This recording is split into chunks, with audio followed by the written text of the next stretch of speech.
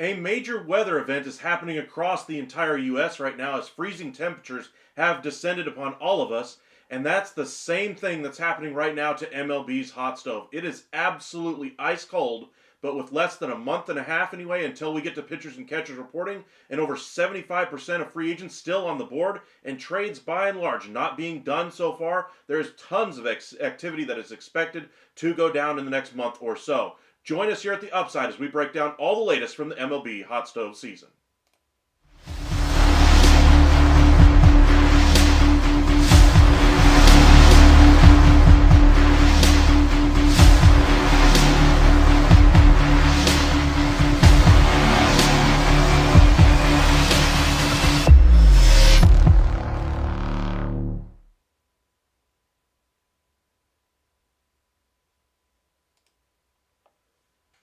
And welcome into MLB Hot Stove Daily here at the Upside Sports Network. My name is Michael. Appreciate you guys joining us late on a Sunday evening.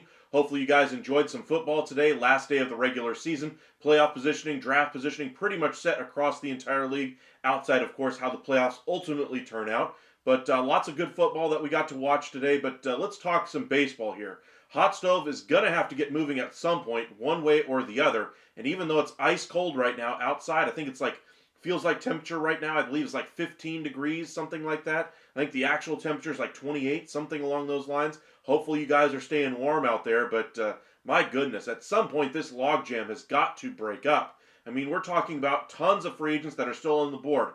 Bregman, Santander, Alonso, those are some of the big guys. But there's still a plethora of other starting pitchers, position players that have yet to sign. And then we get to the trade market. Plenty of names out there. We've discussed them at length already. You talk about Luis Castillo, Dylan Cease, Luis Ariz, Jordan Montgomery, Ryan Helsley. The list goes on and on and on. And with less than a month and a half until pitchers and catchers report, that's a lot of business that needs to get handled. And they're going to have to get a move on to get this thing going in the right direction. Now, not all of those free agents are going to sign. Not all of those guys will be traded. But I would expect a flurry of activity over the next 3 or 4 weeks as teams try to gear up for spring training, get their roster set so they know what they have going into spring training, so then they can figure out what holes they need to fill if they have injury, poor performance, somebody doesn't fill the hole that they were expecting to. All those kinds of things are going to be issues that will have to be resolved in spring training. But welcome in, everybody. Ethan, Holly, Tato, Rafe, appreciate you joining us. Mark, thank you for joining us once again. Rangers are stone cold right now. I think that's pretty much everybody in the South. It's very cold right now across the entire U.S., and hopefully you guys are staying warm. But for the entire market, I think everybody's really waiting for Bregman, at least on the offensive side of things. And then in the relief market, I think Kirby Yates is holding the keys right now to getting this thing unlocked. So we'll see what happens. And remember, Sasaki is not going to sign until the 15th of January or later. That could be the guy that's holding up the starting pitcher market at this moment, but we'll see where he goes. Tato, Man, I want to see some Rangers move. Also, I think it's almost time we hear about Owen White's DFA status. I think there's a chance we're going to get some news on that, hopefully tomorrow. I think there's a good chance he does get traded. He was still in the Rangers' top 30 prospects, according to MLB.com. Now, granted, he hasn't lived up to that status, struggled in his cup of coffee anyway at the major league level, but I'd imagine there's some team out there that's struggling for some starting pitching that has a spot for him on their everyday roster. That would easily be able to fit him in the rotation. Teams that spring to mind are going to be teams like the Colorado Rockies. The A's are looking for pretty much anybody who can pitch for them at this point. Those would be teams I would look for an Owen White trade. Rafe, I've seen some about the Cards looking at Leclerc. Oh boy, good luck to you. We actually mentioned Leclerc and the Cardinals earlier today, actually. We were discussing the possibility of the Rangers, if they miss on Kirby Yates bringing him back, they could easily go after Ryan Helsley anyway. And the reason there is because right now they're looking for some bullpen help. The smokescreen, according to the national media, is that they're going to keep Helsley and they're going to keep the late inning relief that they're going to bring in. One name that we postulated anyway was Jose Leclerc.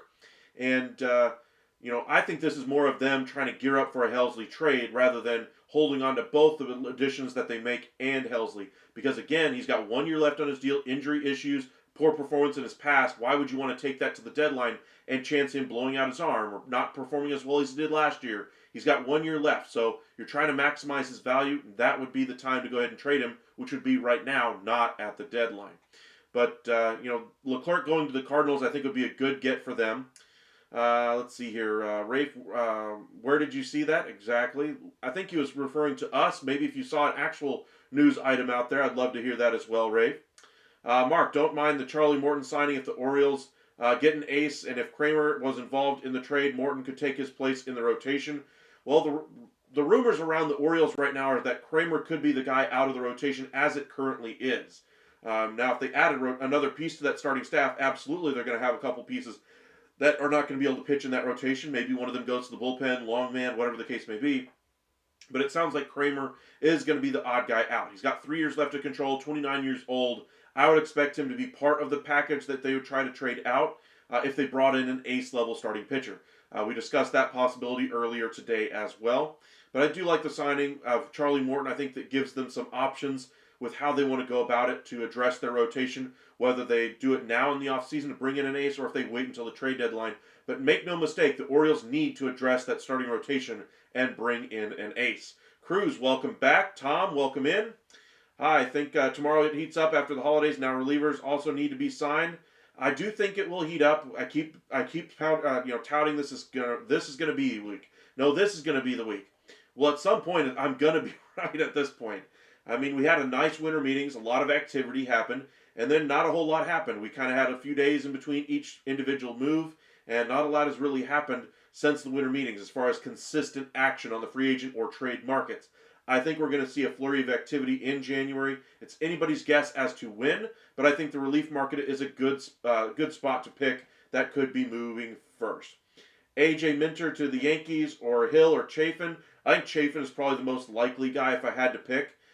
Hill makes some sense as well. I think Minter might end up going to a team like the Rangers or the Braves or the Reds or somebody along those lines. Tom, it's also possible the international signings next week are distracting some of the decision making? Absolutely. I think that has something to do with the starting pitcher market not finishing off what was left out there. You still got Pivetta out there. You still got Heaney. I think those guys are fallback options if they miss on Sasaki.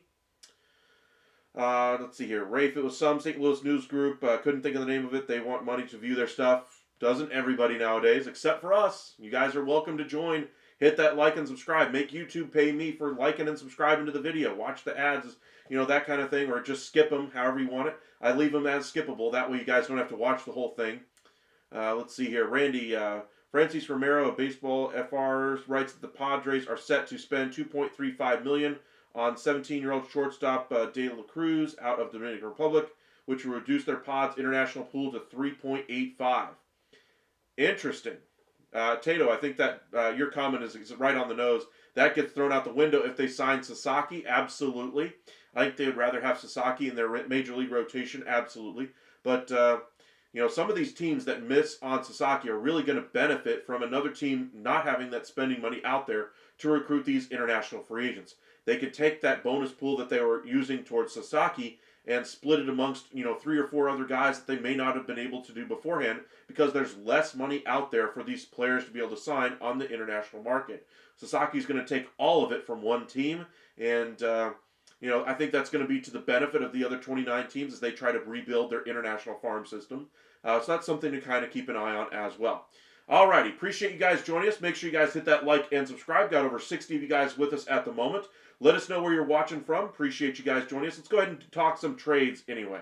Let's head over to our page here. Let's update our X page to see if anything is happening at the moment, which undoubtedly it is not. There was a bit of news anyway on Nolan Arenado that he said he's willing to waive his no trade to go to the Boston Red Sox. Same problem there as with Alex Bregman. Devers doesn't want to move off of third base. Well, if he doesn't want to move off of third base, that means Arenado could move over to first. I would like the addition of Arenado, but I'd rather have Bregman, obviously.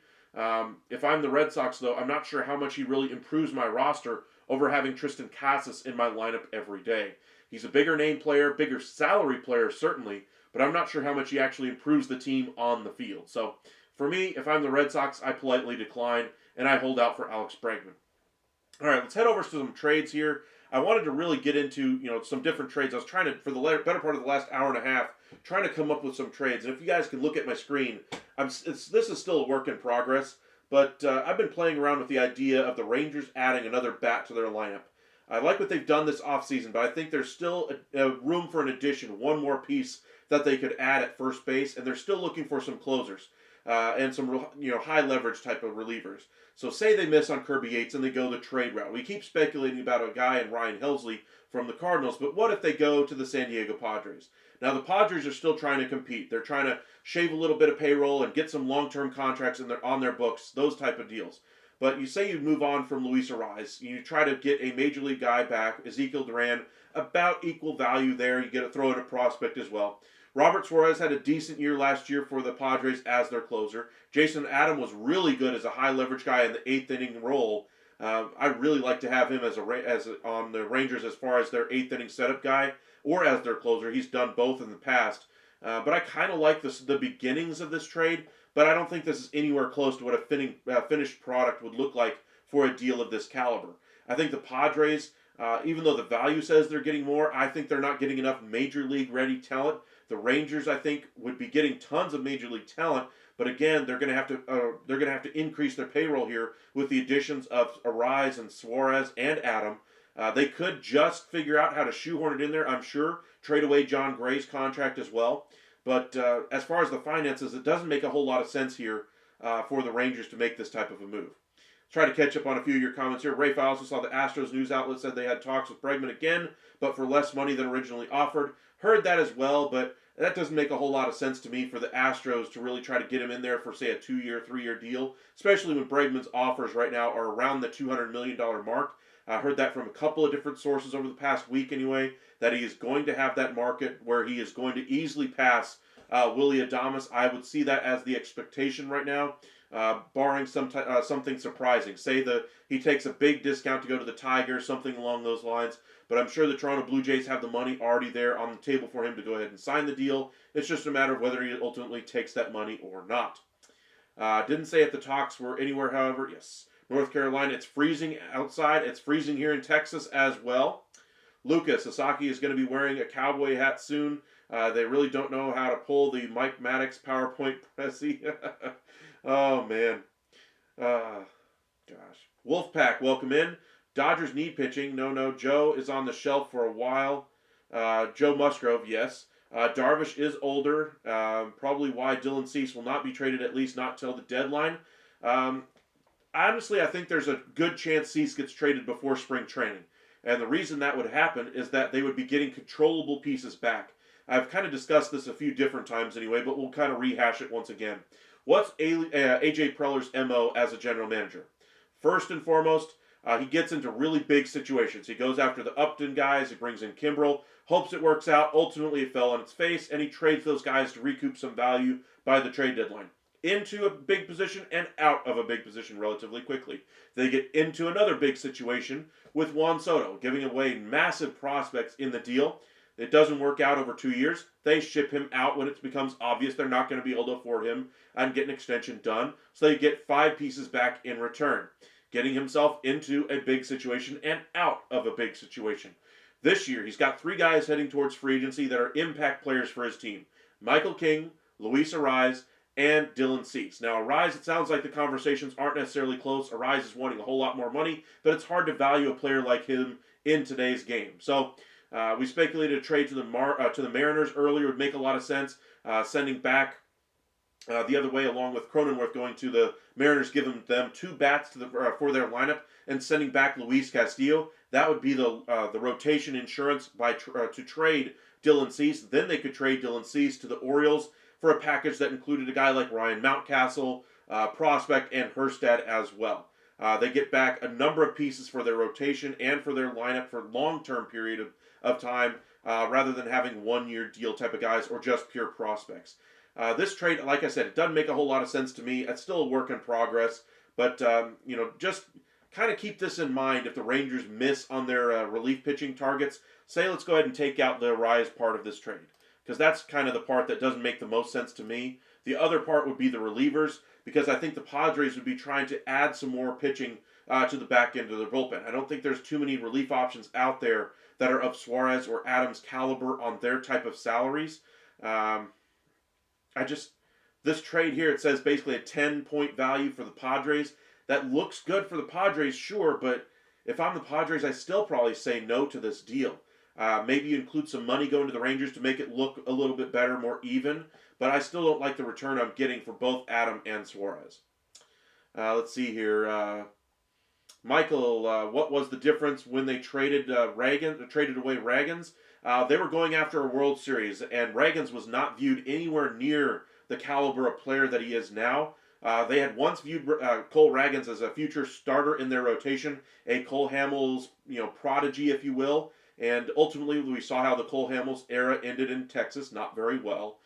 Ended up in them going through a full rebuild process. Cole Ragans was expected to be in that rotation and take the ball every 5th day. He never got that level of performance with the Texas Rangers. Whether you believe they didn't give enough run in the rotation, whatever the case may be, he was relegated to being a long man out of the bullpen. That's the one role he excelled with the Rangers. So they said, hey, this guy's up and down this year as far as a long relief guy, has some value left as far as a trade. We only have to give up 1 piece, and it's a guy off of our active roster, so we don't have to shuffle guys off this roster, DFA some other players. We just do a straight 1-for-1 trade, and we get Aroldis Chapman.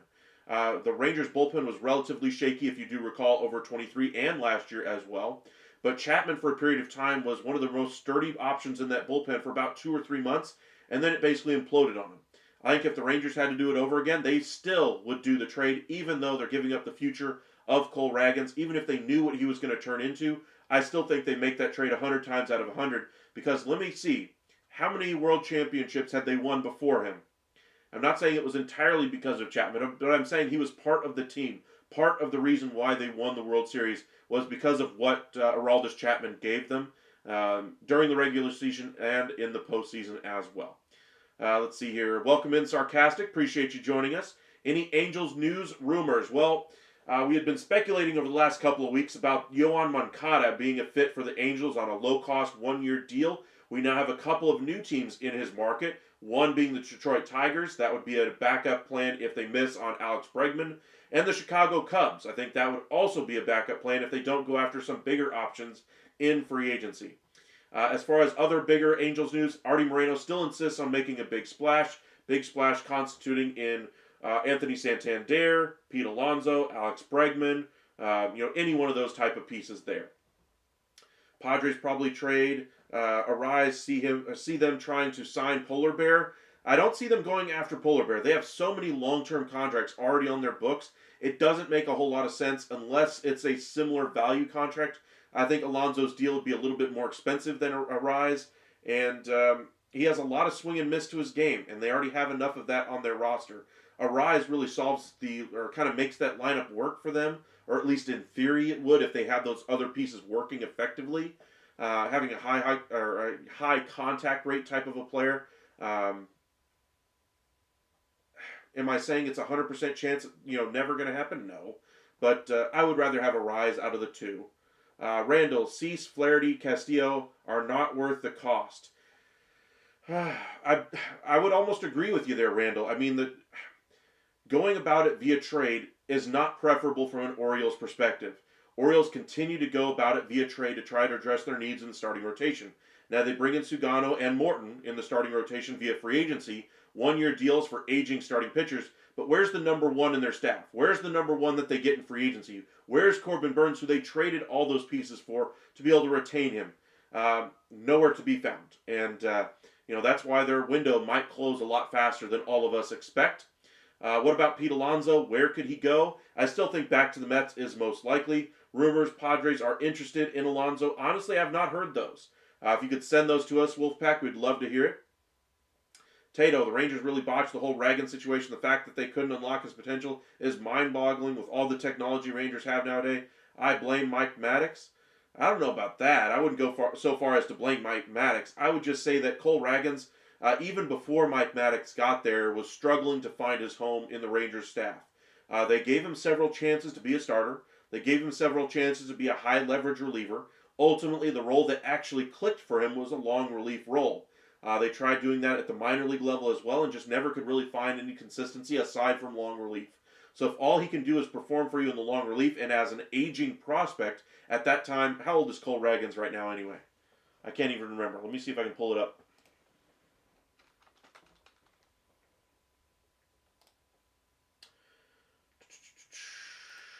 Ragans is 27. So at the time the Rangers traded him, he was what, 25?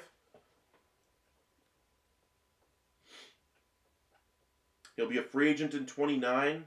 He'll be, what, 30, 31, 32 when he hits free agency? See what I mean about being an older prospect who hadn't really found a home yet? Looked like you're going to have diminishing returns. Look at the case study, what we just have right now in Owen White for the Texas Rangers. Another pitcher that they had high hopes for. Ragans was a better version of what Owen White ultimately turned into, and they ended up turning him into a valuable bullpen piece for them for at least one season, or at least part of one season. Welcome in, Doc. Appreciate you joining us once again. Domenico, appreciate you coming back and joining us. The Bogaerts signing was horrible. It wasn't bad the first year of the deal. Last year, though, a 1.2 WAR. He hit around, 264. OPS Plus was below 100 anyway. He was not a good player for the Padres last year. You got to think there's better seasons ahead for Bogaerts, but it certainly is not the greatest signing we've ever seen from the Padres. I would argue if they had to do it over again, they would have passed at this point. Tom, everyone in the NL West adding pitching. I'm thinking the Giants will target Pablo Lopez because they have young and cheap, controllable pitching to replace him, and the Twins need his contract gone. I think they'd rather get off of Carlos Correa's deal. But I get your sentiment there, is that Pablo Lopez is a valuable starting pitcher that any team would really like to have. Do I think the Giants are going to be the team to pull it off? Probably not, but I wouldn't rule it out either. I think he'd be a great number 2 in that rotation. Honestly, maybe even better starting pitcher than Webb in that staff. Domenico, the Mets should sign Tanner Scott. They need a power lefty in the bullpen. I would like for them to add a 8th inning relief option in front of Diaz. Scott would be a great option there. Rafe, Castillo feels like a future Giant. I think you're channeling the Robbie Ray sentiments there. Would make some sense, sure. But I doubt they go back to that well and take another big contract off the books for the Mariners there.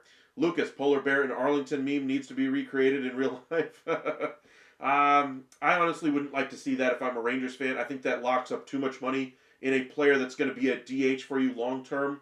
You're going to have Jock Peterson there for 2 years probably at DH, and then you'd probably replace him with Pete Alonso as your DH. I wouldn't want any part of that. I'd rather have the roster flexibility. Tato, Mike Maddox preaches contact. That's why he was throwing a cutter. The Royals told him to scrap it for a slider, and that pretty much made the difference. I'll be glad when Maddox leaves. I mean, this is the first guy I've ever really come across that didn't like Mike Maddox. I mean, he's unlocked so many different pitchers, both with the Nationals, with the Cardinals, with the Rangers his first time around, and with the second time around. Who was the one guy that got the most out of Jordan Montgomery? Oh, yeah, that was Mike Maddox. Who got the most out of Chris Stratton? That was Mike Maddox. Who's the guy that continues to help all of the minor league guys get up there and continue to develop and is a good guy for a good arm or good mentor anyway for the pitchers that they do have all these millions spent on? That's Mike Maddox as well. So is he a perfect guy? No. but I absolutely love him as a pitching coach. Very rarely does it not work out for a pitcher, and I think the one biggest one that we could say as a Ranger is Cole Ragans, and if that's the worst one ever that Mike Maddox has had slip through the cracks, so be it, man. I'd rather have Kumar Rocker continue to keep on humming. I think he's going to be great for them as well. Arise is like Tony Gwynn or Rod Carew? Absolutely. I think he's a modern day Tony Gwynn. I think that's almost a perfect comp, honestly. Let's see here. DeGrom, Scherzer, and others wouldn't come to Texas if Maddox was bad. True. He did do a great job anyway with Scherzer with the Washington Nationals.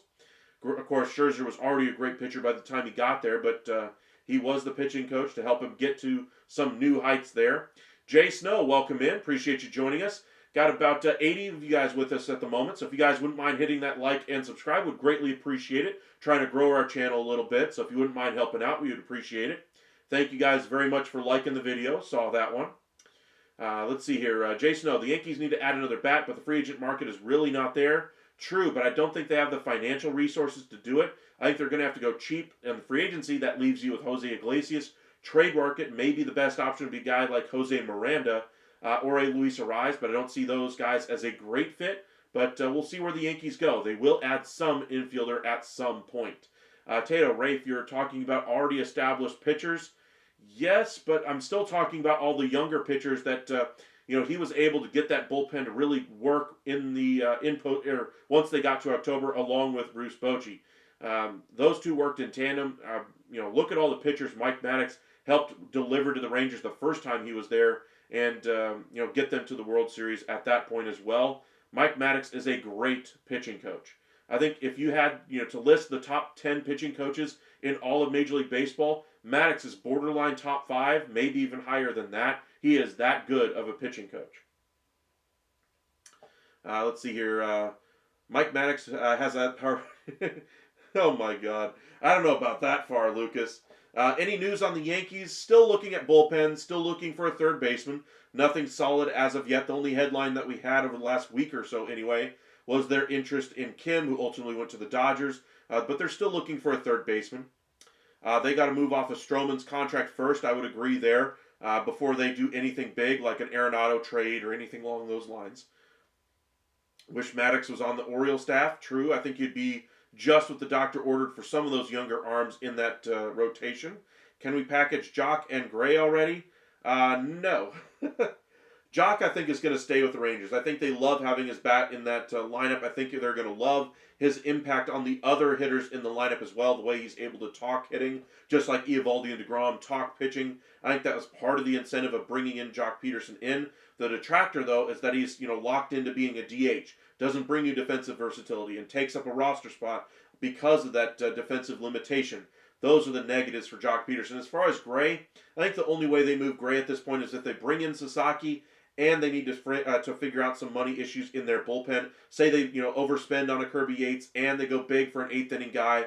That would be one way I'd see them move Gray. But until those things happen, they're not going to move John Gray just cause. Tato, agree to disagree on Maddox. I want a pitching coach from the Rays, Guardians, Marlins, or Dodgers.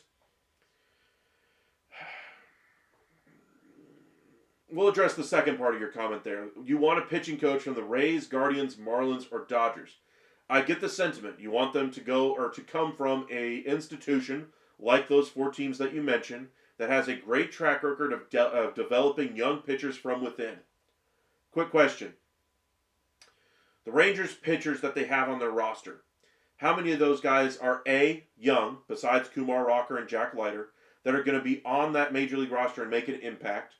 And B, how are those guys coming from that situation going to react to being in a completely different situation and handling older veteran pitchers? They have dealt with entirely different type of pitchers their entire career, and you might be saying, hey, you want to develop from within, and I get that. At some point, you want to develop pitchers from within.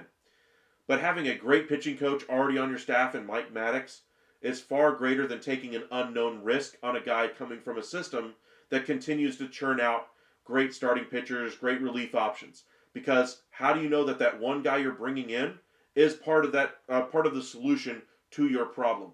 They have a great situation out there. They have a great system to develop that young talent.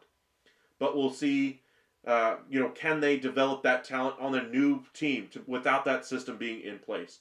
Jason, even if the Yankees had money, I'm not a fan of Bregman or trading for Arenado. What other free agent infielders are there?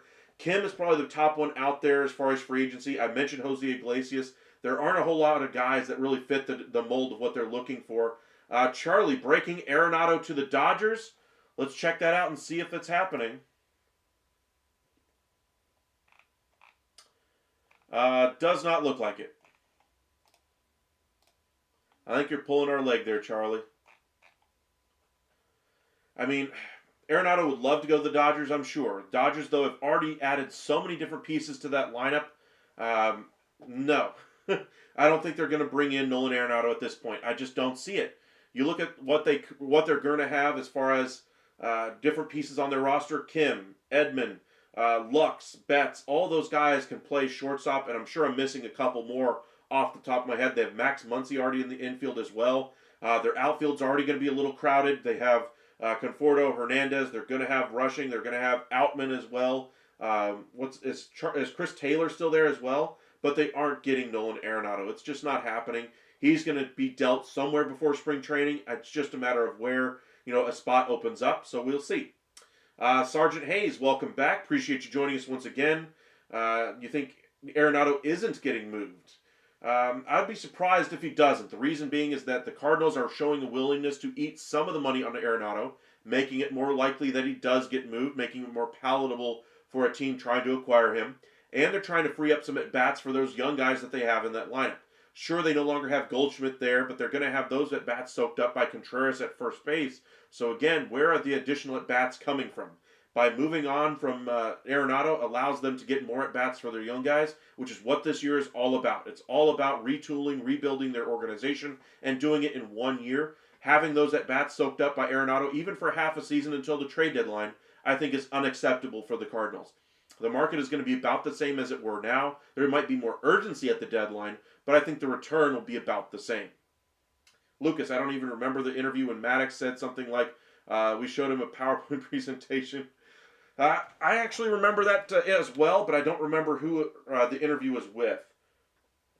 Jay Snow, you heard Lux might be getting moved. That was the rumor at the beginning of the offseason that he might be moved in a trade for Devin Williams from the Brewers. At least as part of the package for Devin Williams. That ultimately never came through either. That's a no to NATO to the Dodgers. True. Yeah, can the Cardinals send the Yankees Donovan? I've seen that pop up a few times anyway from Yankees fans hoping to get Donovan from the Cardinals.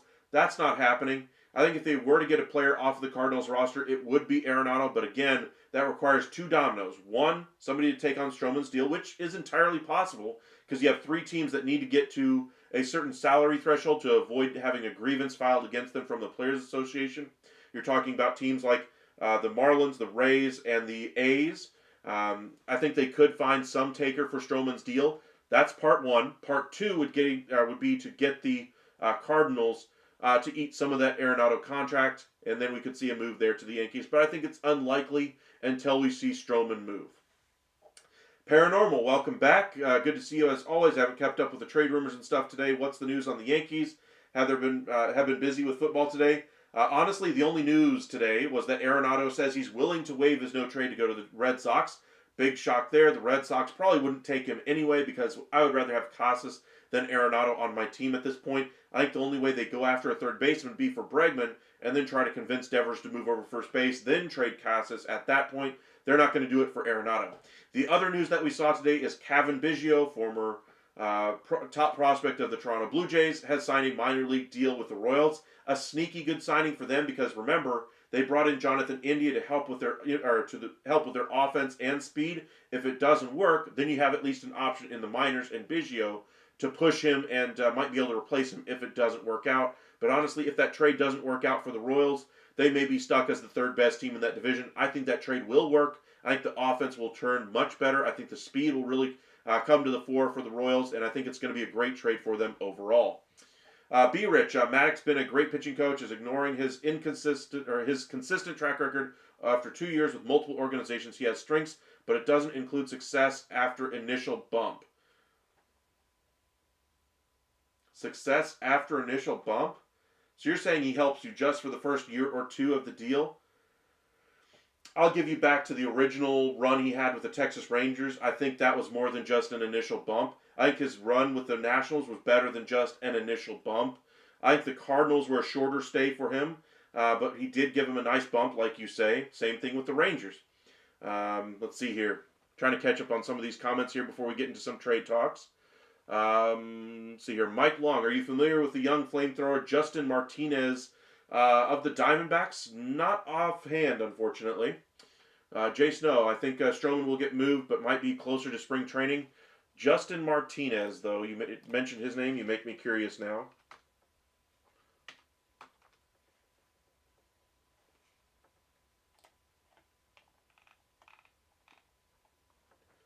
.72 innings, very nice. 3.2 or let me see here. That's value pitching. Where's his numbers? There it is. 2.48 ERA, very nice. 28 games finished, 8 saves, 11 strikeouts, 4 walks, a little bit of command issues, but he's young and controllable, and he's only 22, 23 years old? Okay.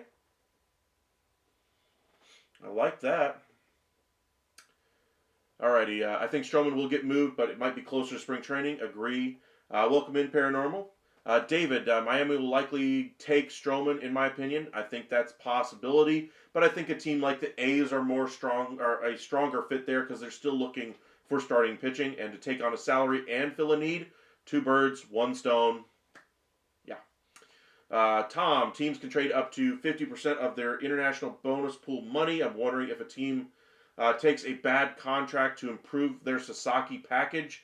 I don't think so, not to that extent anyway. As far as acquiring a little bit more money to make it more convincing for him to sign there, maybe, but I would rule that one out because it's not a whole lot of money. He's foregoing $200 million, so what's an extra $250, especially when you're considering, trying to be the greatest pitcher you can ever be, with wherever you're wanting to sign with. Is it really worth $250 or $250,000 to sign somewhere else to where you don't want to be?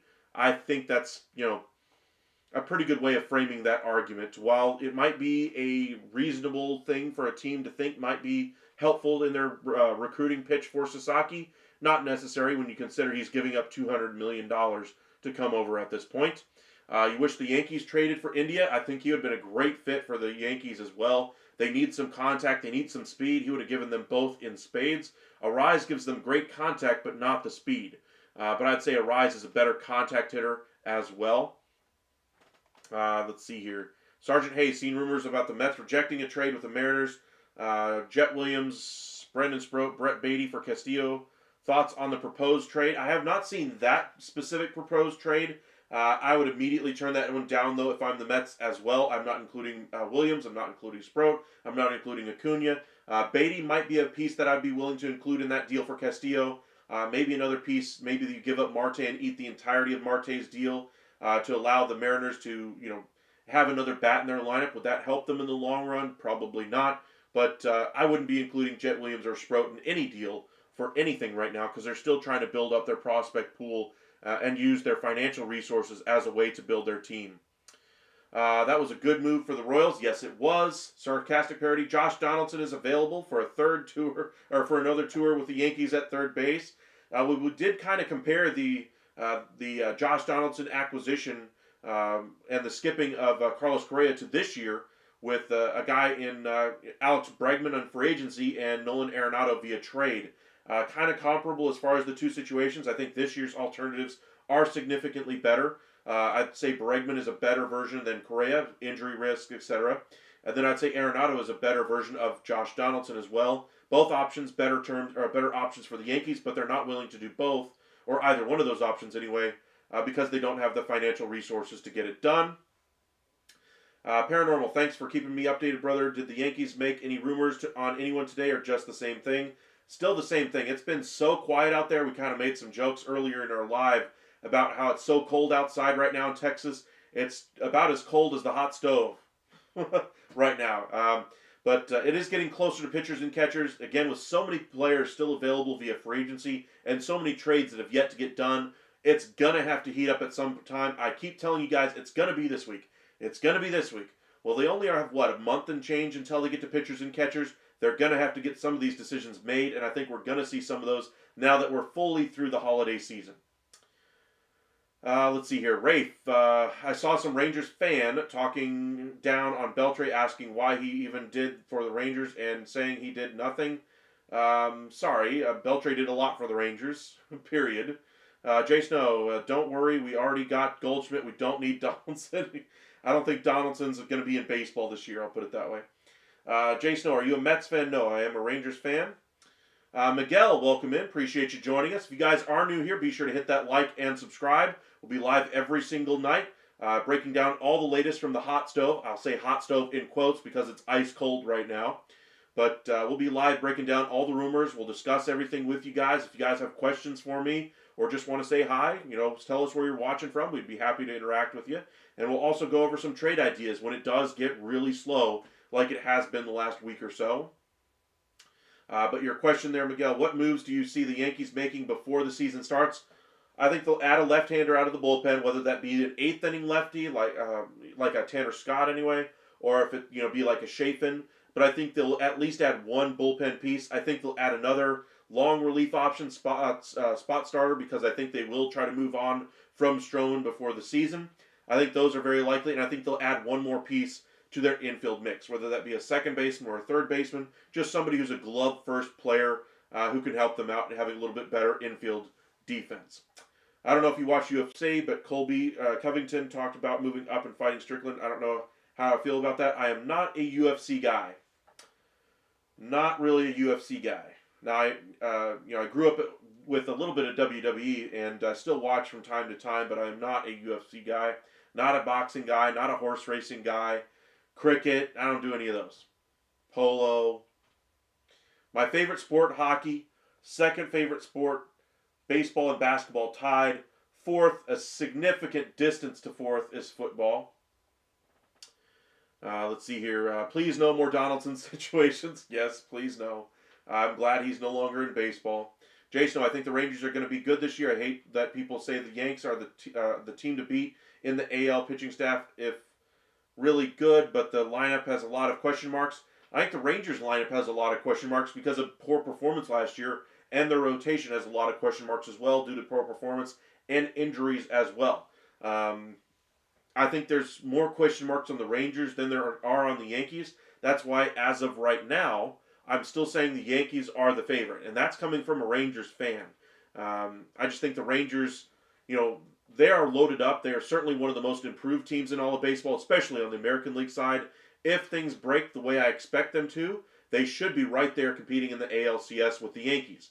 I think they're a better team on paper anyway than the Astros when the two teams stack up. The question is, do they get that high-end reliever that they're looking for, or do they miss and their bullpen struggles for a third straight season? Let's see here. Well, let's hope things start moving for a while. It's everyday big things were happening, just slowed way down. Yes, it has slowed down. Everyone in your chat, what's your teams? Mine's the Yankees. Mine is the Texas Rangers. Let us know what your favorite team is. Let us know where you're watching from and who you're cheering for. Caleb, what percentage chance do you give the Blue Jays of signing Santander? 40%. You're a Devils fan. Your team is slumping right now. I'm a Stars fan. They finally got off the schneid and had a nice little winning streak recently. Really great game against Utah the other night. Just incredible up and down action in overtime anyway. Let's see here. I haven't watched hockey in a long time, but I'm a fan of the Steelers, Yankees, Lakers. What a mixture, right? That is a pretty strange mix. Miguel, if the Yankees don't get Sasaki, do you see them going after Arenado to play third base? I think those aren't tied to one another. I think those are completely separate issues. I think their need for a third baseman is going to be a need whether they bring in Sasaki or not. I think Sasaki's so little on the payroll that it's still going to be about them offloading Stroman and then getting the Cardinals to pay down on Arenado if they get a deal like that done. Sergeant Hayes, AL is wide open, definitely the weaker of the two. Yankees could repeat as World Series representatives, but if the Rangers play to their talent, they could make it to the World Series. Right there with you. That's kind of my one team that I would expect to really push the Yankees if things go their way. Their offense was so bad last year. It wasn't just the pitching that wasn't there last year. They had a lot of regression among a number of bats. Even Corey Seager had a down year last year. Marcus Semien, Adolis Garcia, Wyatt Langford didn't quite play up to what his potential was until September. I'm expecting a massive season from Wyatt Langford this upcoming year. Josh Young and his availability, always an issue. Rafe, I would give up my future first and second child to see Heim have an MVP season. I mean, if the Rangers get that out of Jonah Heim, they are back in the World Series contention first and foremost. He was so bad last year. He was probably the worst hitter in all of baseball last year from a numbers perspective. I think he was in at least. I think he finished in the bottom five, but for the most part of the year, he was that worst hitter in all of baseball. If they can get him back to being on the right track, even a 250, 260, 270 hitter, they would be right back in that World Series picture as far as I'm concerned. A bunch of Yankees fans in our chat. Let us know who's your favorite team. If you wouldn't mind hitting that like and subscribe as well. Let's see here. There wasn't enough fights in hockey for me to like it. Okay, I like more skill. I like the physicality though when it gets to playoff hockey. The fights have a place in hockey, I suppose, but I like the mixture of skill and physicality. I don't like it too heavy one way or the other. Devils got swept by San Jose this year and on a 4-game losing streak. Ouch. I haven't kept up with the Devils too much. I really follow the Stars primarily. I keep up with a few other teams as well, but I did not see that the Devils got swept by San Jose. They are not a good team. Lucas, I like all the DFW teams in America, plus FC Byron and AC Sparta. Okay. I work with a guy who really loves what was his team? Manchester United. He likes Chelsea as well, and I want to say Arsenal to some degree. But his favorite team by far is Man United. Let's see here. We better wake up to a trade or some signings tomorrow, man, or I'm going to be so bored. It is very cold. The hot stove is frozen right now, and hopefully with the winter or the cold snap coming through the South, through the entirety of America right now, it'll force people into the office and try to get them to make some decisions to stay warm. Pick up the phone, make a call, do a signing, something. What's the meme out there where you poke them with a stick? Do something. That's kind of where we're at in this period of the off season right now. Rafe, Seager down year is half the league's hopeful season. True. Jay Snow, I think the Yankees have best pitching staff in AL up there with Seattle. What you think? Currently, I'd say Seattle has the best rotation. I don't think they'll have the best rotation when we get to spring training because they're not going to have Luis Castillo. Once he's dealt, I'd still say the Mariners are in the top 5. I'd say the Yankees are in the top 5. I'd say the Rangers, if healthy, are in that top 5 mix as well. Astros, if they have good, solid performances and don't trade Framber Valdez, I think they would be in that top 5 as well. Let's see here. Where would I rank them, though? I don't know, probably 3rd out of that mix. They're all very equal, though. Just like the Violence, played baseball for nearly 10 years, so it's football 1, baseball 2, UFC 3, and the rest are just there. Okay. Welcome back, Holly. Jonah Heim had a tough year for sure, had a lot going on in his personal life. Yes, that's kind of why I'm hoping for a rebound year. I think Higashioka coming in, taking off of some of the pressure off of Jonah Heim's bat will really help him out. Just so you guys kind of know, the way Jonah Heim has been used by the Texas Rangers is a lot more games and a lot more demanding from behind the plate anyway than what most teams usually go with because they've had such poor performances behind the plate. Mitch Garver was injured for the first year he was really in Texas. Second year, they don't really use him behind the plate because he can't catch a whole lot in the first half of the year. Second half, they just have to get Jonah Heim some rest, so they're forced to use Mitch Garver there. Last year, Kisner was not doing anything for them in the first half. They had a little bit better performance out of Carson Kelly, but he was better with the Tigers than what he was with the Rangers, and so they really rode Jonah Heim pretty hard. So I'm hoping the offseason, not having to play in the postseason, gave him some rest, and that he'll be rejuvenated, and that bat will bounce back this coming season. He's a good switch hitter when he's right, and would really help lengthen out that lineup so that he's in there every day, or at least that bat will be at DH more. I think this year, and have Higashioka behind the plate a fair amount as well. But we'll see how they shake out this lineup. Jonah Heim's going to have a better year.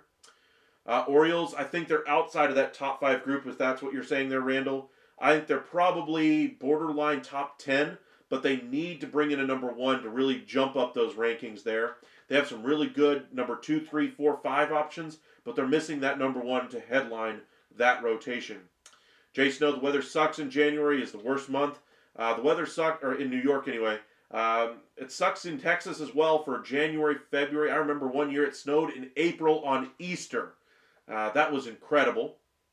Lucas, tell your friend who supports Man United that we all feel bad for him. I think he feels the pain as it is. Every time I walk into the lab, he's back there watching their game on their phone in the morning anyway, and let's just say he's never really happy when he's watching. He enjoys the game, don't get me wrong, but he's never really happy about the result. Randall, thanks for taking time to do the show. Great show. Thank you, Randall. I really do appreciate how much you guys interact with us in our chat, but also when we're not live and it's middle of the night. I know we get a lot of international viewers in the overnight hours. Y'all message, and I try to catch up on all those comments as well. And throughout the day, really enjoy all the success that we've had, all the support that you guys have given us, all the likes on the video. Right now we're at 33 likes on the video. Got about 65 of you guys watching. If you guys wouldn't mind helping out our video by liking and subscribing if you haven't already, just thank you guys for all the support. It's really gone a long way to helping us out here. And a lot of changes going on behind the scenes that hopefully if we continue to grow at the rate that we have over the last month, that we could really have this channel take off and be somewhere by the time summer rolls around and then by the trade deadline.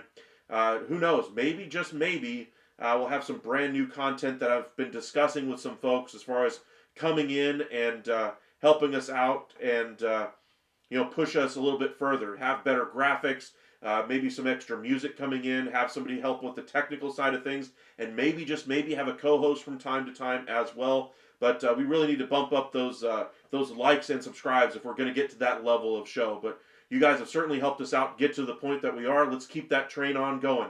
And appreciate those likes. Thank you, guys. Saw those likes coming in. Thank you, thank you, thank you. Appreciate that.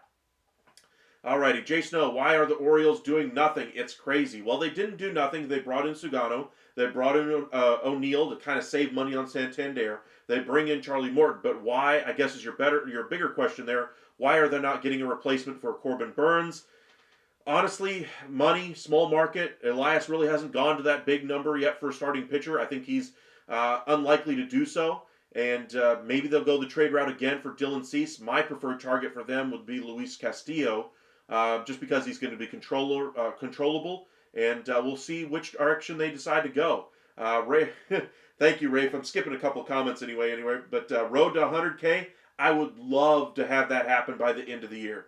That's a long ways away, though. We just crossed 2,000 just before the end of the year last year. I'd love to get to 3,000, honestly, by the end of, say, next month, maybe even by the end of this month. If we keep growing at the rate that we have been, would love to see us get there. But we really need to bump up our likes and subscribes if we're going to get there. But thank you guys for joining us. Let's see if we can catch up on a few of these other comments. Miguel, who do you see the Yanks getting as a replacement for Torres? Whoever is going to be their infield replacement. Trade route, maybe Miranda, Arenado. Same kind of guys we keep mentioning over and over and over again. Maybe a Luis Arraez. But I don't think they're specifically looking for a Torres replacement. Now, as far as a bat in that lineup, they need an impact bat to replace Soto as far as I'm concerned. I think they've already replaced the production of Torres in that lineup with a mixture of Bellinger and Goldschmidt there. But they really need another impact bat to really take that team to the next level. Rafe, if there was one guy to have a revenge tour, who would it be? For me, it's Josh Hamilton. Sad to see his addiction to drugs, and especially the reason he turned to them. Yeah, for me, if I had a revenge tour type of a player,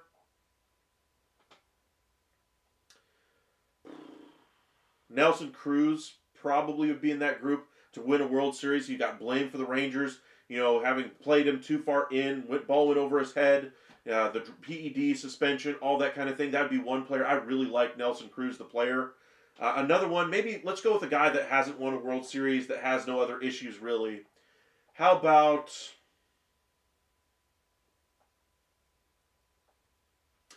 just as a Rangers fan, maybe Michael Young finally getting a World Series would be great for them. Chipper Jones, Mike Maddox, Tom Glavine, John Smoltz winning more than just the one World Series. That's got to be up there. Bernie Williams, just to kind of cement his Hall of Fame candidacy. I was shocked he got bounced off the ballot his first year. Those would be guys I'd like to see as a revenge tour. Sergeant Hayes would love to see a designated free agent signing period. Scott Boras effect has free agents dragging out the hot stove. Yes, but Boras also signed a ton of guys before we even got to the winter meetings. Yes, he likes to get the best number, and that does sometimes require taking a lot longer time. Now, do we like seeing guys take all the way up until the regular season, like Blake Snell and Jordan Montgomery? No, we'd like to sign them a lot faster. But I kind of like how MLB kind of stretches out their offseason to where you always have something to talk about. Even right now, we're talking about Roki Sasaki and Alex Bregman. If they had that signing window, you'd already know what the teams are, and then you don't talk about baseball again until you get to pitchers and catchers reporting. I mean, they try to do different things to keep themselves in the headlines. Now, Major League Baseball, the MLB network, doesn't really cover the sport very well anymore.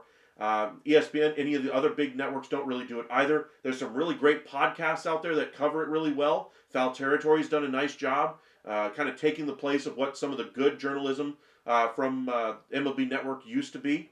Joel Sherman, John Heyman, J.P. Morosi, John Paul Morosi anyway. I think he goes by John Morosi now anyway.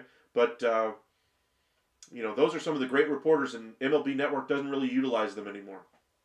33rd like, appreciate that. We got our number up to 41. Thank you guys for responding to that request.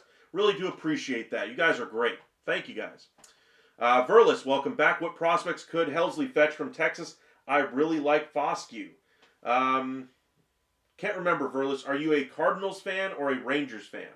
I really like Foscue as a Rangers fan. I would rather trade Duran or Smith because their trade value is a little bit higher. Foscue, I think, really hasn't been given a chance to shine with the Rangers yet. I think Berger taking up the at-bats on the right-handed side of first base isn't going to do great for him as far as his ability to make it on the field very often. But I think he deserves a chance with the Rangers. I thought he was going to be a great second baseman for Texas before they made the acquisition of Marcus Semien. But he's really blocked there. But as far as the prospects that Helsley could fetch, you're talking about Mitch Bratt and another piece. That was a trade that was proposed by Jim Bowden on one of his articles that he posted for MLB.com. Lucas, I mean, not getting to 50K subs in 25 would be a disappointment. I mean, we started this thing in 21-ish. We just had our 3-year anniversary. We didn't do much. We tried some long-form content when we first did this thing, and we tried focusing on the NFL. That didn't work out so well. So we kind of adapted and did all 4 sports, covered all the trade deadlines, and we did it really well up until we got to about 1,000 subscribers early or end of 22, I believe is when we got there.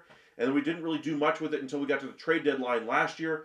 Big day on the trade deadline, of course, and then the last couple months anyway, we've gained quite a few subscribers. But since you guys have finally found us, since you guys have really recognized the channel that we have here, I'm not leaving this channel. So we're going to be live every single night, bringing you the latest from the MLB Hot Stove during the offseason, and live during the regular season, bringing you all the latest trade speculation. Who's going to sign here, injury status, what the rosters are going to look like, what's going to heat up towards as we get closer to the trade deadline, all of those things.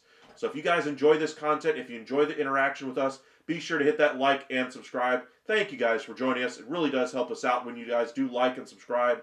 And if you guys wonder why we keep mentioning it, it's because it really does help out the channel, and it really does make everything that we're doing here as much fun as we're having talking baseball, makes it worth it on the back end of things as well. So, just for that one little click of the button, hitting that like and subscribe, it goes a long way for us here or for those of us that do YouTube, especially smaller channels like myself. I'd love to keep growing. I'd love to hit 50K by the end of the year. I'd love to see it get there. Player time, your content is solid, so you will grow. Thank you, my friend.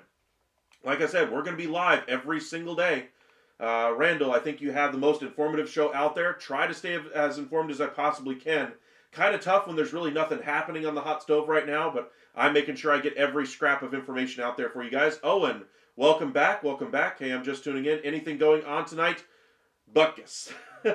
Absolutely nothing. Where Kevin Biggio was agreed to a minor league deal with the Royals. Arenado said he'd be willing to waive his no trade to go to the Red Sox. That's not happening, though. Those are the only 2 newsworthy items today. We discussed some trade possibilities, what trades could look like earlier today, and we did some more during this show as well. Jay Snow, I think I just missed your comment there. There's no impact bat the Yankees could add to replace Soto. I think that bat will probably come at the trade deadline. Earlier in the day, we proposed an idea of Vlad Guerrero going to the Yankees in exchange for a couple of prospects. to help out the Blue Jays. That would only happen at the trade deadline if they are out of playoff contention. That would be the impact bat I could see the Yankees going for. Verlis, a solid show for sure. Thank you, my man. Thank you. Appreciate that. Jason Santander, a power hitter, but he's a terrible fielder and hits for a low average. I don't know if about a terrible fielder. I think he's average at best. But he is a great power hitter. 44 home runs last year is real power. Sergeant Hayes, Joe Mauer, revenge tour. Man after my heart there. As far as Joe Mauer, probably one of the top 5-6 catchers ever in baseball for me. Love Joe Mauer. I'd love to have seen him get a chance to really compete in October. Never really got that with the Twins while he was there. Tato, well, Michael Young works for CY now, so he'll be part of a World Series team. True. Rafe, Astros better not sign anybody else. Shaking my head. Well, I mean, the Astros are going to trade Ryan Presley. That will free up around... they're $3 million over the tax right now. That would free up roughly $11 million for them to add a relief option to replace Presley if they decide to go that route. I think they have internal options already that they can go to instead of adding some to the back end. But they're also looking for an outfielder right now. I think they would love to get on Santander, but I don't think they have the money flexibility to be able to do so. I think Profar, somebody like that, is ultimately where they go for an outfielder. Player time, I think the Tigers trade for Castillo and sign Yates. Wait the deadline for the offense if needed.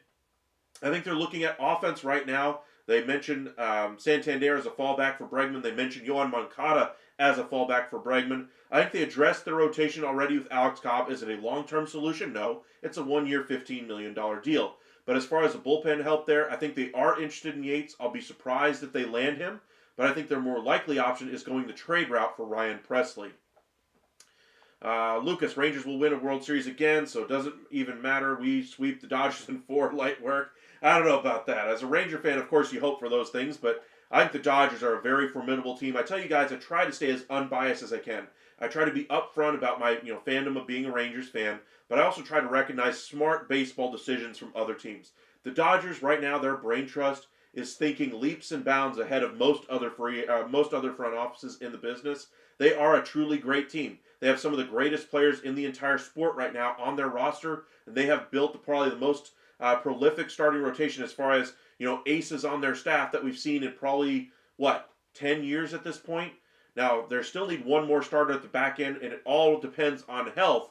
But if those aces are all aces on that staff, they could have the greatest rotation we've seen in a very long time. Especially if Sasaki gets in there and does his thing and performs the way we expect him to. They're going to have Gonzalez in there still. They have Miller. They're going to have Kershaw at some point. The Dodgers are a great team. Now, this is not just a Dodgers argument. I just like seeing great, smart baseball decisions being made. And with the exception of one team, I think you guys all know who I'm referencing here, the Los Angeles Angels, all tend to make really good baseball decisions. Now there's the odd team that doesn't make the right decision. I think the Rockies fit that category. The Marlins fit that category. But in general, teams operate a lot more intuitively and a lot more intelligently than they ever have in the past. That's why I think baseball should loosen up the reins a little bit on some of the restrictions that they have to kind of keep GMs and owners, from really giving up the farm for, one big piece. For instance, say in the 80s, you had to protect owners and GMs from getting liquored up in the lobby of the hotel at the winter meetings and trading away their entire draft. Well, they don't allow draft picks to be traded. Now I think GMs are a lot more cognizant of the value of the prospects, of being able to build from within. And so you're not going to you're not going to trade away your entire draft to bring in a guy like Ricky Williams. For instance, the trade there that we referenced before with Mike Ditka giving away the entire draft for the New Orleans Saints to bring in Ricky Williams. You're never going to see that in Major League Baseball. But I just like seeing smart baseball decisions being made every day. Rafe, Lucas, if the Rangers do that, I'm buying 5 Rangers jerseys and giving them away in the name of this channel. Wow, I'd love to see that, my friend. I actually had a friend, anyway, offer to, just crazy ideas. My friends try to be supportive, anyway. One guy was saying he was going to put on, he has bumper stickers on his vehicle for his own channel, and he was offering to make a bumper sticker for mine, and I'm like, I have no idea where I'd even do something like that. I'm not usually the advertising type of guy. The only thing I've really done is like this shirt here. I'll wear this shirt anyway when I'm doing my live, or sometimes I'll wear it out. But, if somebody starts talking to me about sports, I'll tell them about my channel. But I'm not trying to shove it down somebody's throat. If you come to my channel, you enjoy the content, like the video, hit that subscribe button. That easy. Alrighty. That's what she said. Welcome in, welcome in. I think you've been with us before once or twice anyway, but appreciate you joining us once again. Do you think Arenado will get traded to the Dodgers? 0% chance of that happening, my friend. They've added too many infielders already to their mix. They do not have room for Arenado, and I understand they could package some of these pieces together and trade them away and bring in Arenado. You never say never in baseball, but I'm saying never to Nolan Arenado and the Dodgers. Rafe, bro, I'm just waffling and hyping my team up. Yes, is this a Rangers channel? No, it is not, Theo. I just try to be upfront about my fandom. That way you guys understand where I'm coming from. I can't stand when reporters have a clear and obvious bias for who their favorite team and then say, well, no, I would never have a favorite team. What are you talking about? I've never had a favorite team. I just like the players. I like seeing good baseball being played. I would never pick a team over another. Come on, man. Like, let's be real. You grew up as a kid. You had a favorite team. You had a favorite player. Let's be realistic about these things and not just, and not treat our, audience like they're dumb. Like, you guys are a smart audience. I appreciate you guys, coming in here and talking about baseball intelligently. Just to give you an idea of how good our audience is here, how good of our fan base is here at the Upside. How often do we ever have real arguments in there? Do we have to where we have to have a moderator come in and do something about it? Very rarely, like twice a year. That's how rare it is. You guys are great as far as fans of our channel. I just want to say thank you one more time for being so great to us here. But welcome in, Theo Verlis, Cardinals fan from Northeast Arkansas. Okay, you're not too far away from me actually. You're probably 2.5 hours away. Lucas, you should take weekly recaps, like 12-minute videos on like Sundays. I've actually been trying to do something with these lives where I answer some of these questions and I'll go into a long, like you guys know I went on a little bit of a rant the other day anyway against the Angels. Maybe putting that as a standalone video, long format video that we did before. Those videos actually do really great as far as helping a channel grow aside from just live content. Maybe taking that video again and kind of trimming it down. The software that I'm using actually has a highlight feature to where we can do that. I'm just still learning the ins and outs of all this software. So that's something that is on the horizon. That's something that I have a tech friend who's much more inclined or technologically inclined than I am. That he knows how to work a lot of this stuff. And if I do get to the point where we can have him on the payroll, I'd love to do something like that. But there is no payroll at the moment. We do not have that type of structure yet at this point. But the more of you guys that hit that like button, the more of you guys that subscribe, the better this channel does. To where eventually maybe we could have somebody who can help us out with the technical aspects of that kind of a thing. Rafe, let's see here. Trying to catch up on some of these comments here. Theo Perry, he covers all the baseball. He's just a Rangers fan, as a lot of Rangers fans. True. Well, that being said, Rafe, I always bug him a lot about the Rangers. Yes, Jay Snow, I'd rather sign Tucker than Vladdy. Tucker's probably going to have a longer career. His ability to play in the outfield and be able to flex off of the outfield to a DH at some point, or maybe to a first base like we see Bryce Harper right now. Vladdy does have a little bit more flexibility than, say, a Pete Alonso, but I think the better bat as far as an impact bat is Vlad Guerrero Jr., but I think Tucker could rise this year and really kind of explode to the player that we all thought he could be when he was in that draft. You think Kyle Tucker will re-sign with Chicago, or you think he will? Honestly, I don't think he will. That's why I don't really like the trade for the Cubs. I get it; they're all in for 25. I don't like the pieces that they gave up. I think they're selling out for a team that's not going to win in the postseason. That's not going to win the World Series. I've compared the Cubs this offseason to the Toronto Blue Jays because I think they're in very similar situations. I think it's just more publicized about the Blue Jays making it clear from ownership on down that they want to make the postseason, and if they don't, they're going to clean house. I think the Cubs are in a very similar situation. That's why they go out there and make the acquisition of Kyle Tucker, because outside of that, what's the reason for them to go all in on 2025? Sure, you want to win every single year, but what's the spurring factor that makes you give up on 26, 27, 28 when you make the trade for Kyle Tucker? And it's got to be coming from the top down. So I wonder if we see a changing of the guard there in Chicago if they don't make the postseason or succeed to the level that ownership expects them to. Y'all sleeping on the Astros 23-24. Astros dealt with a lot of injuries in 23. Altuve missed a lot of games. Yordan Garcia got hurt. McCullers got hurt. Brown, France was a rookie last year.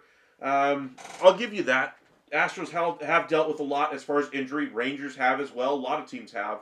But you have to look at the prospects that are coming. You have to look at the future of the team overall. Is Paredes a better player than Bregman? I'd say they're at least comparable, pretty close. But they're going to miss having Alex Bregman and his defensive versatility over there at third base, his defensive ability and range. I think Christian Walker is a huge upgrade at first base for them, but they really have no outfield to speak of right now. You're talking about McCormick in the outfield. Maybe Dubon takes one of those starting spots out there. Trying to remember who else they're even going to have out there anymore. Maybe Yordan Alvarez plays a little bit more in left field. But Alvarez is only signed for a couple more years. Valdez may not even start the season with them if they can't get an extension done and decide to move on from him. But outside of that, they've gotten a nice group of trades that they've made this offseason, or a nice trade anyway that they made this offseason, bringing in Cam Smith, Paredes, and a Major League ready pitcher as well to help out, lengthen out their title window. Do I think they're World Series level like they were with Garrett Cole, Justin Verlander, Carlos Correa, George Springer, and others? No, I don't think they're at that level of team anymore. Do I still think they're a good team? Absolutely. But they're no longer, the behemoth that they were before. That's why the American League is seen as wide open. So as far as sleeping on the Astros, I suppose. But I think we all are very realistic that the Astros are still a contending team. I think they're right there with the Rangers as far as favorites to win the AL West right now until the Mariners add some bats to that lineup. Then I think it will be a three-team race. But as it stands, I think it's going to be Rangers and Astros as far as the two teams vying for the top of the division this year. Rafe, Rangers need Bartolo Colon back in the clubhouse just for the laughs. I love Bartolo, man. He was a good teammate, good player to watch. Santander is an adequate outfielder. True. Tato, no one is sleeping on the Astros. The only people who are saying that their run is over are the fans who don't know ball. I think their run as being a World Series favorite is over. Their run as far as being a competitive team, a team that could win the division and still make a run to a World Series, that's certainly not closed at all. But they're no longer the behemoth in the American League anymore. There's really no team that really fits that description. I think the Orioles would have been that team if they had a number one on their rotation. I think the Yankees could have been that team if they had kept Juan Soto and still added to the team like they did this offseason. The Rangers, if they had had their good performance last year and had their rotation stay around, I think they would be in that conversation.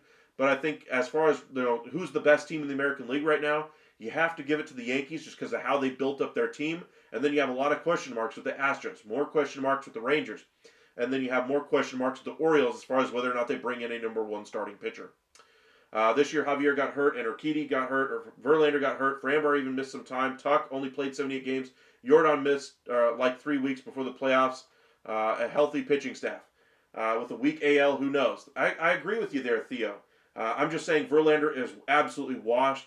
Javier, Urquidy, and other starting pitchers in that rotation that you mentioned, the injury red flags, same thing with the Rangers. That's why I think it's one of those two teams that win the division.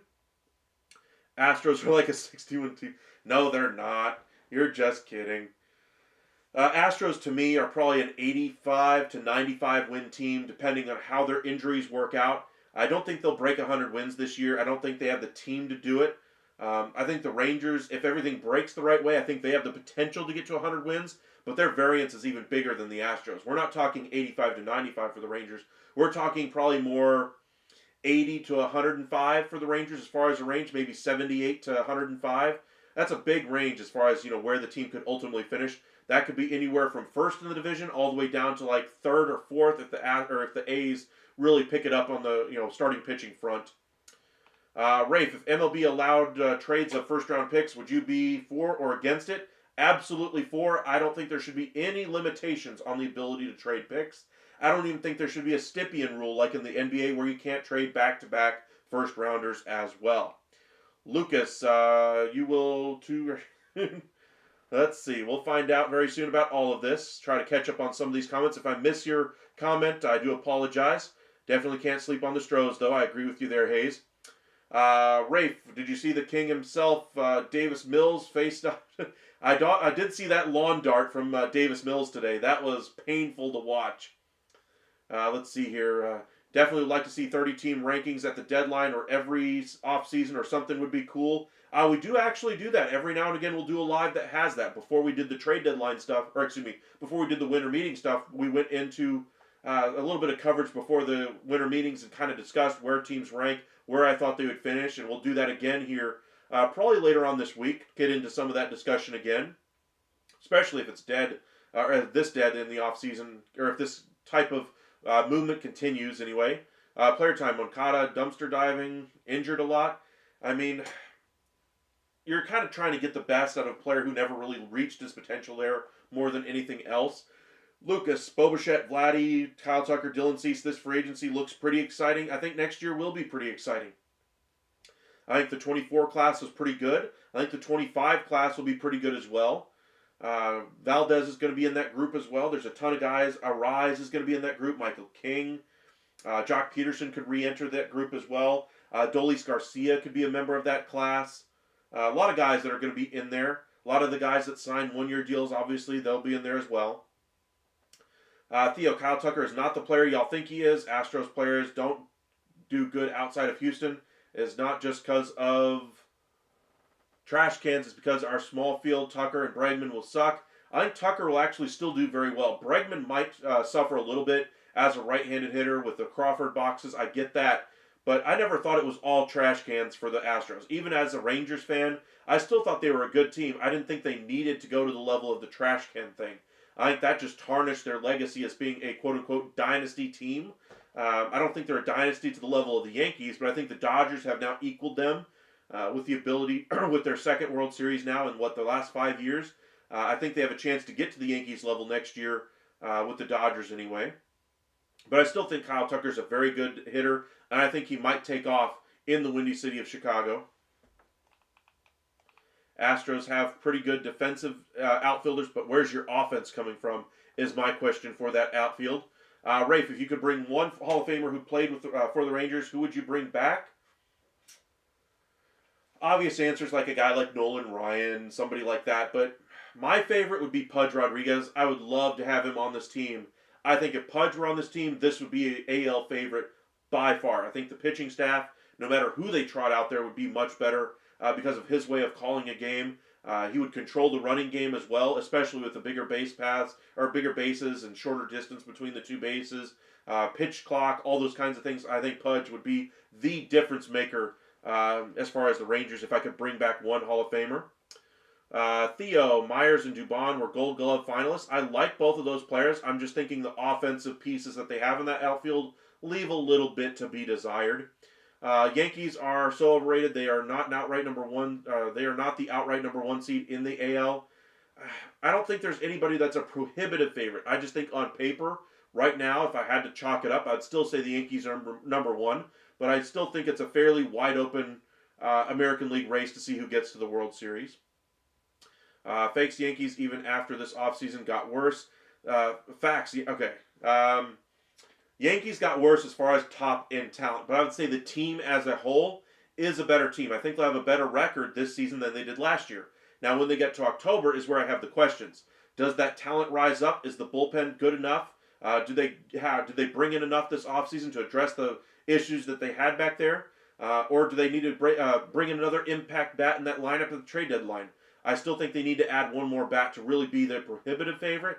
But even then, if the Rangers, really get to clicking, if they bring in Sasaki, even if they don't, if they get a healthy season out of DeGrom, if Kumar Rocker's what you hope he is, if you get a good season out of Josh Young, if Simeon's back to his normal self, Adolis, if Seager are all back to just their career averages, then I think they'll be right there with some of the best in the American League. The AL, though, is a little bit weaker, though, than the NL, like you say there, Jay Snow. Lucas, the Houston players don't do well outside of Houston is the exact reason the Rangers swept them in Minute Maid over in the ALCS. I don't know if that's the reason why. I mean, just look at Garrett Cole. He's still a good starting pitcher even after leaving Houston.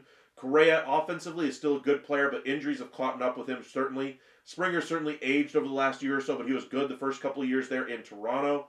Verlander was good before he went to Houston. Started, having a little bit of a decline, then rejuvenated himself when he was in Houston the second time, or in the first time anyway. Left, went to the Mets, pitched great there, and then had a good second half of the year anyway with the Astros, and then last year just the wheels came off the bus. Mark, Verlander, Scherzer, JD Martinez, Justin Verlander, Kenley Jansen, Yates, Robertson, and others still available? Absolutely.